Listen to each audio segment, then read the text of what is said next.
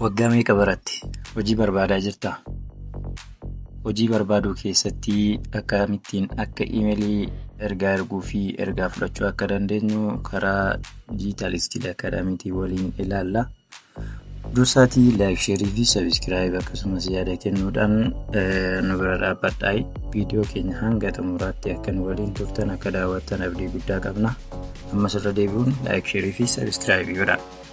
Iimeelii irratti ergaa namaa erguuf akkasumas ergaa namarraa fudhachuu yoo barbaanne kallattumaan gara iimeeyil akkaawuntii appilikeeshinii iimeelii keenyaa seenna.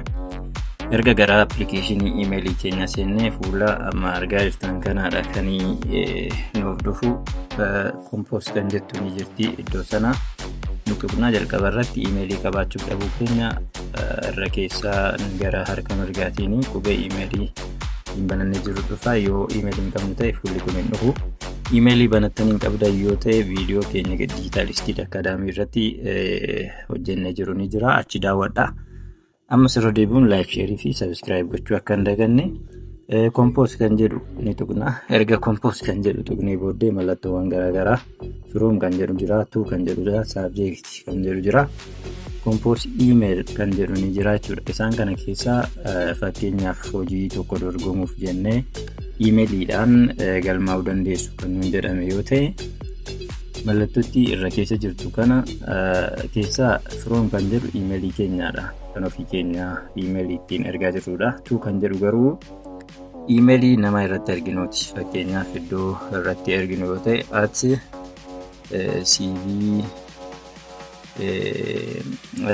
akkasutu hin taane fuulduratti abdii @cv.com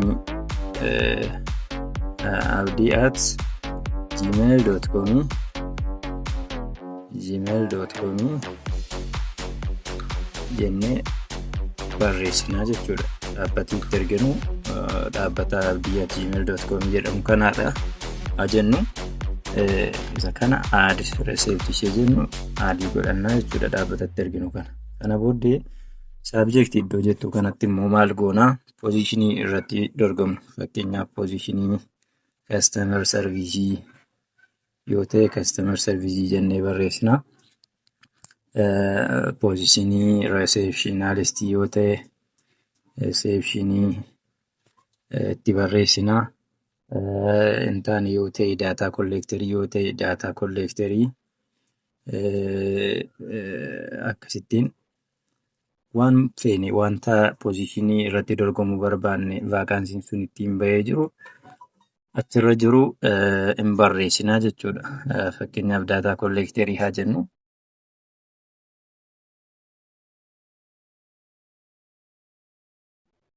Iimeelii keessanii wajjin nagaa gaafattanii ergaa barbaaddan gabaabsitanii sarara 2-3 kan hin caalle maqaa kan qabu erguu dandeessu. Kana booddee irratti maal gootu? Mallattoo ishee akka xiyyaa irra keessa jirtu kanatti tuqxu jechuudha. Ergasii booddee send isiniin jedheera. Sendi kan isiniin jedhamu mallattoo xiyya kara olii kanarraan dhuftanii seenti kan jettu kana keessatti ergamuuf ergamuu dhiisuu isaa ni argattu. Irra keessa kanatti akkuma argaa jirtan asitti mul'ataa jira jechuudha. Asitti mul'ataa jira. Akkaataa kanaan iimeelii erguu dandeenya. Akkuma kanas immoo iimeelii nuuf ergame tokko akka kamiin ilaaluu dandeenya yoo jenne, iimeeliin tokko nuuf ergameera yoo ta'e akkuma argitan irra keessa bilbila keessanitti yeroo baay'ee iimeeliidhaan ergaan isiniif ergame yoo jiraateera ta'e ergaan kun galee iimeelii keessanirra galee yoo ta'e irra keessa bilbila keessanitti mallattoo iimeelii isiniif argisiisa. Isuma gadi harkistanii kaatanii mallattoo iimeelii keessanii ergaa isinii gale. Ergaan kun amma fakkeenyaaf iimeelii isa ergeedha. Ergameera jedhee sanaa ergame. Isuma tuqxanii kaatanii ergaa isinii ergame maal akka ta'e adda baasuu dandeessu. Yoo hin taane garuu akkuma yeroo bilbila miiseejii namni namaaf ergu beektan, miiseejii namni isiniif erga ilaaluu yoo barbaaddan inbooksii galtanii akkuma ilaaltan all inboxes kan jedhu tuqxu jechuudha. All inboxii tuqxanii kaatanii maal akka isinii ergame. Fakkeenyaaf kan amma irra keessatti argaa turtan amma irra keessatti hin jiru kunoo asumatti galee jira jechuudha. Ergaa kana bantanii ergaan kun maal akka ta'e sirriitti adda baasuu dandeessu. Kan naaf erge Daani'el Gammachuuti. Ibsi ani waa'ee naman ergeef kana barreesse maayi jedhee wantan barreesse sun jala kanatti dhufa ibsi wanti ani nama sanaaf erge jechuudha. Akkaataa kanaan kan irraa ergame asuma kanarra jira. Kan ergee Daani'el Gammachuuti. Guyyaan itti ergame beekamaadha asumatti. Akka kanattiin ergaa keessan fudhachuu dandeessu. Waan hordoftaniif guddaa galatoomaa. Itti fayyadamtan yoo ta'e laayik, sheerii fi sabiskiraayib gochuu akka hin daganne. Yeroo itti aanutti iimeeliidhaan akkamitti akkaawuntii jabaa akkaawuntii hatamuu hin dandeenye akka argachuu dandeenyu viidiyoo yeroo itti aanutiin waliin ilaalla.